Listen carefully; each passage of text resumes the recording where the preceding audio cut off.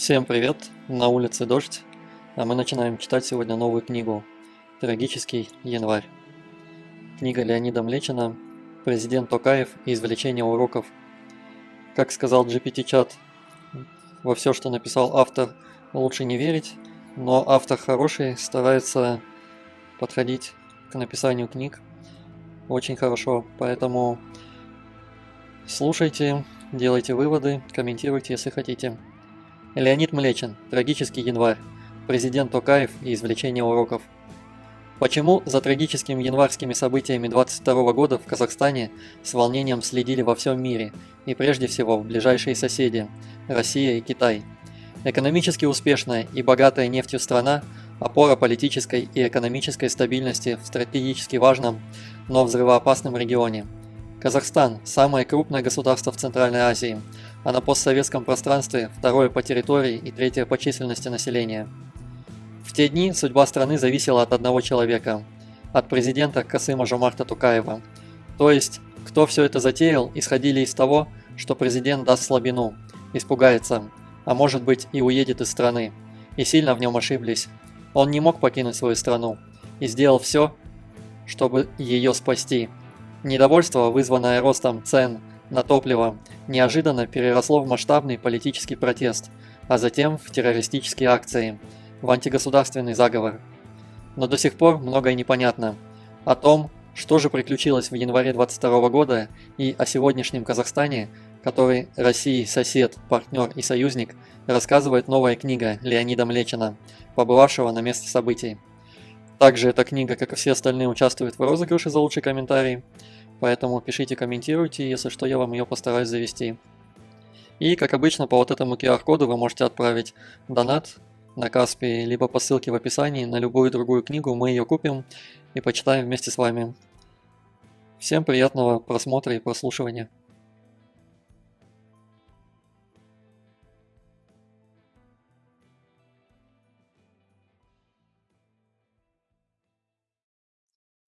Всем привет! Еще раз с наступающим Новым Годом вас! Желаю счастья, добра и здоровья. Подписывайтесь на канал, чтобы не потерять нас. Сегодня мы читаем 21 главу «Кадры решают все». Касым-Жомарт Токаев иногда вспоминает слова американского президента Франклина Делано Рузвельта, который дольше всех занимал овальный кабинет в Белом доме. Чтобы заниматься политикой, нужно иметь кожу носорога.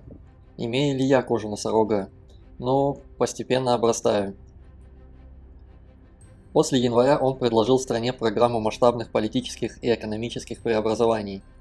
Его лозунг «Построим новый, справедливый Казахстан». Он считает, что идея справедливости должна лечь в основу государственной идеологии. В эпоху жесткого прагматизма и межгосударственных конфликтов такая идея выглядит несколько наивной, но он верит в социальную справедливость. Токаев. Что такое новый Казахстан? Думаю, можно ответить на этот вопрос коротко и емко. Новый Казахстан – это справедливый Казахстан. После январских событий Токаев решил покончить с системой, когда только своим доставались выгодные контракты и доходные бизнесы. Учредил общественный социальный фонд для решения реальных проблем в сфере здравоохранения, образования, поддержки уязвимых слоев населения во имя социальной справедливости. Правительство предложило представителям крупного бизнеса проявить ответственность и помочь в финансировании фонда. Кто знает, сейчас кто-нибудь в фонд скидывается или все уже про него забыли? Напишите в комментариях. Токаев намерен полностью изменить ситуацию в бизнесе. Определенные люди и структуры монополизировали целые сферы экономики. Дошло до того, что ни один более или менее серьезный бизнес не мог выжить без сотрудничества или по-другому коррупционной взаимосвязи с ними. Токаев не раздаривает своим людям теплые места. Он обещал: как глава государства продолжу политику формирования прозрачной экономики с честными правилами игры для всех. После января в стране говорили об огромных деньгах, которые спешно вывозят из страны. Называли громкие имена и суммы, от которых дух перехватывает. Поэтому президент Токаев создал межведомственную комиссию во главе с генеральным прокурором для возврата финансовых средств. незаконно вывезенных за рубеж и возвращения в государственную собственность незаконно приватизированных активов. Глава государства обещал контролировать работу комиссии. Нам необходимо пересмотреть законодательство, которое способствовало концентрации экономических ресурсов страны в руках узкой группы лиц и предоставило им излишние преференции. Токаев потребовал строго и неукоснительно исполнять закон. У нас нет права на ошибки и некомпетентные шаги. Но предупредил, работа комиссии всегда будет в фокусе повышенного общественного внимания. Люди ждут от нас реальных результатов, а не пустых обещаний. Генеральная прокуратура расследует уже более 2 десятков дел по фактам вывода капитала из Казахстана. Журналисты пишут, что межведомственной комиссии по вопросам противодействия незаконной концентрации экономических ресурсов удалось уже вернуть приличные средства из иностранных юрисдикций, где их прятали. Пресс-служба Генеральной прокуратуры Казахстана сообщила, что по делу бывших руководителей КНБ из Гонконга и Объединенных Арабских Эмиратов возвращено около $3 миллионов. Когда создавался Казахстан, его руководителям понравилась жизненная кредо многолетнего премьер-министра Сингапура Ли Куан Ю, которое можно сформулировать так: сначала экономика, потом политика. Без прочных достижений в экономике опасно заниматься радикальными политическими реформами. Они могут разрушить государство. Зато процветающая экономика спасет от множества проблем. Есть стереотип: азиатский политик, в отличие от европейского, диктатор, подданных держит за горло. Казахстан – унитарное государство с президентской формой правления. Президент – глава государства, высшее должностное лицо. Он определяет основные направления внутренней и внешней политики страны. Но жесткая система порождает пассивность. Люди приходят к выводу, что от них ничего не зависит. Избиратель ведь и так не верит в себя. Он не считает, что его голос на выборах имеет какое-то значение.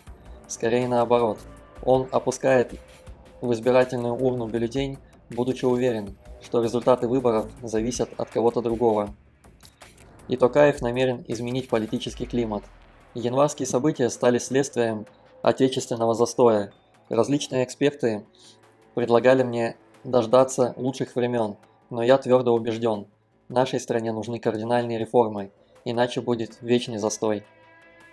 По поручению президента подготовили поправки в Конституцию страны, которые вынесли на всенародный референдум. Токаев обратился к согражданам. Во всем прогрессивном мире плебисцит является одной из наиболее наглядных и очевидных форм прямого народовластия.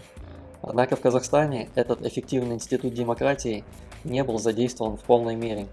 После референдума, проведенного 27 лет назад, когда была принята действующая Конституция, все последующие конституционные реформы получали одобрение в парламенте.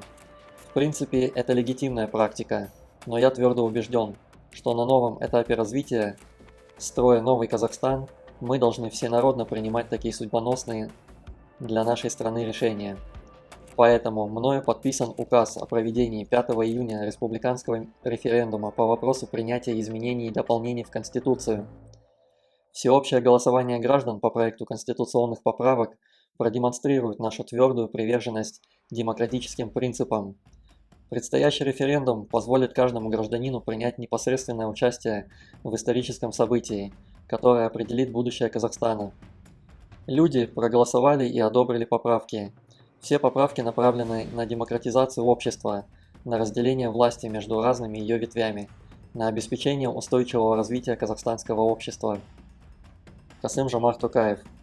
Мы уверены, что повторения трагического января в нашей стране не будет. И залог этому, кстати говоря, референдум. Мы соответствующие уроки извлекли.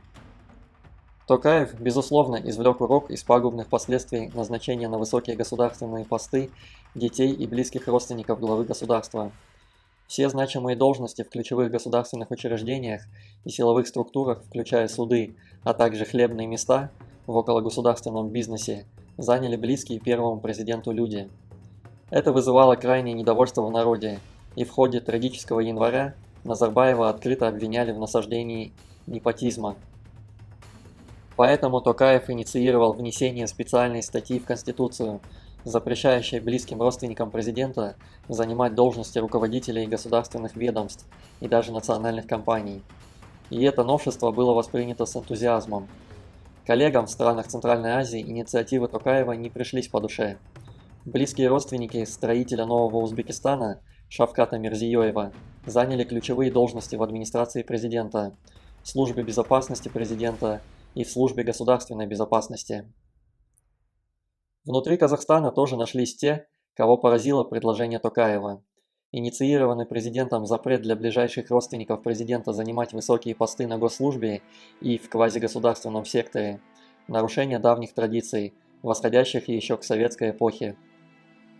В позднесоветские времена секретарь ЦК по кадрам Иван Васильевич Капитонов, льстивый, но осторожный, спрашивал Брежнева, можно ли выдвигать в состав Центрального комитета членов семьи генерального. Леонид Ильич, даже несколько обиженный, ответил вопросом на вопрос. А что, разве члены моей семьи лишенцы? Забытое уже слово «лишенцы» обозначало в послереволюционные годы так называемые эксплуататорские классы. Помещики, жандармы и служащие полиции, купцы, служители культа, кулаки лишались избирательных прав. Их не принимали в профсоюзы, не брали на государственную службу, их детей не принимали в высшие учебные заведения и не брали в Красную армию. Им не давали продовольственные карточки. Принадлежность к лишенцам была крайне опасна. Возник даже вопрос, не нарушают ли поправки в Конституцию права родственников президента Токаева.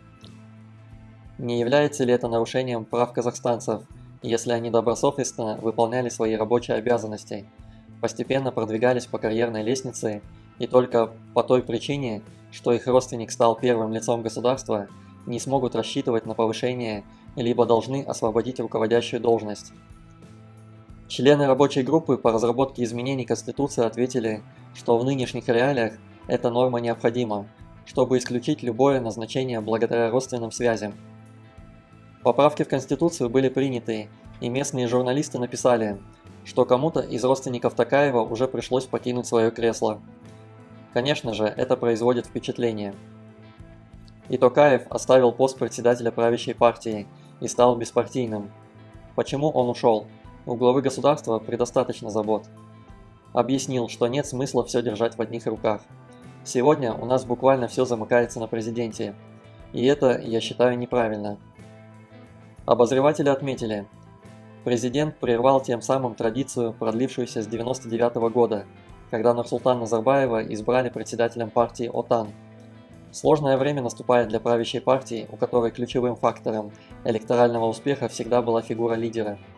Этот шаг не только уравняет партии, но и в целом сделает политическую конкуренцию между ними гораздо сильнее. А бороться за места в парламенте станет труднее. Отныне ни президент, ни акимы, мэры городов и губернаторы областей, ни судьи, ни военнослужащие не должны стоять в политической партии. Токаев. В стране появляются новые партии, а действующие начнут пересматривать и перестраивать свою деятельность в соответствии с актуальными веяниями и требованиями граждан. Мы окончательно отойдем от суперпрезидентской формы правления, усилим полномочия парламента. Глава государства сознательно ограничивает свою власть. Не очень характерно для политиков, особенно азиатских, и это ревниво и даже болезненно воспринимается его коллегами в Центральной Азии. Токаев сказал, что поправки в Конституции означают переход Казахстана к качественно новой модели формирования и взаимодействия институтов власти, укоренение новой политической культуры. Для более четкого и емкого понимания я обозначил эту модель, этот процесс как Вторая Республика. В соответствии с новой парадигмой сокращаются полномочия президента, значительно усиливается роль парламента и маслихатов, существенно расширяется участие граждан, системно укрепляется правозащитная сфера. Возвращается мажоритарная система избрания депутатов парламента. Избиратели будут голосовать не только за партийные списки, но и за отдельных кандидатов, чьи программы им придутся по душе. Этот переход от суперпрезидентской модели к президентско-парламентской Токаев произносит слова, которые редко звучат из уст глав государств. Гражданам Казахстана явно не хватает социальной справедливости, и отсюда устойчивое недоверие к институтам власти. Мы продолжим наш курс на комплексное усиление системы защиты прав и свобод человека. В новом справедливом Казахстане не должно быть места полицейскому произволу, некомпетентным прокурорам и предвзятым судьям. Председатель Верховного суда Жакип Асанов рассказал о происходящих переменах. Теперь 37% гражданских споров заканчиваются примирением, а раньше только 2-3%. В административных делах еще недавно граждане и предприниматели почти всегда проигрывали государственным органам.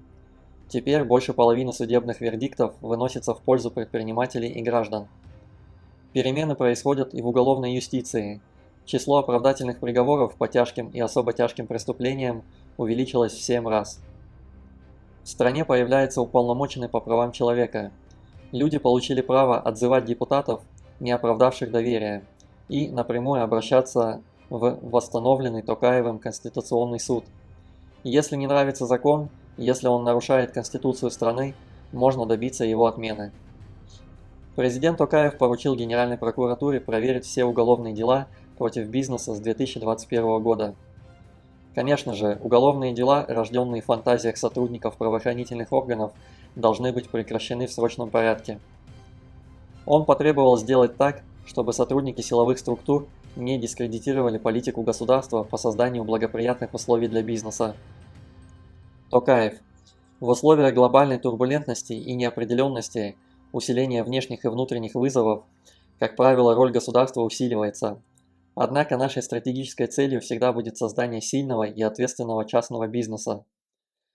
После референдума об изменении Конституции Токаев сказал: «Референдум показал сплоченность и готовность нации к реальным переменам. Это только начало реформ. Мы продолжим всестороннюю модернизацию страны. На базе обновленной Конституции мы сформируем более эффективную модель функционирования всех институтов власти. Укрепим механизмы сдержек и противовесов между ними. Президент уверен, что изменится общественная жизнь страны, потому что на первый план выходят права человека, и это залог того, что повторения трагического января не будет». Своего рода революция? Революция, говаривал Наполеон, это 10 тысяч вакансий. Революция разом меняет весь политический класс. Государственный аппарат заполняется новыми людьми. Оттого смена власти так радует молодежь. Умелый политик окружает себя верными сторонниками, привлекает людей, готовых его поддержать. В политике же опасно быть одиночкой. Заметно, что высокие посты Токаев доверяет очень молодым людям. Прежде руководящая работа была пожизненным занятием. Если попал в номенклатуру, то просидишь начальником до пенсии. Политическая каста полностью контролировала жизнь страны. Но все меняется. Запомнились слова Токаева: «Равнодушие – верный признак деградации». И честь мундира он понимает не как умение скрыть преступления, ошибки и промахи своих ведомств, а как обязанность избавиться от негодных работников. Расследование январских событий включает и выявление незаконных действий представителей власти. Заместитель генерального прокурора Асет Чиндалиев рассказал: 15 сотрудников правоохранительных органов находятся под подозрением в применении пыток, 9 арестованы, 8 сотрудников КРБ и 1 из Министерства внутренних дел. Вот мы и прочитали очередную главу. Ставьте лайки, подписывайтесь, чтобы не потерять канал. Всем пока-пока, с наступающим еще раз.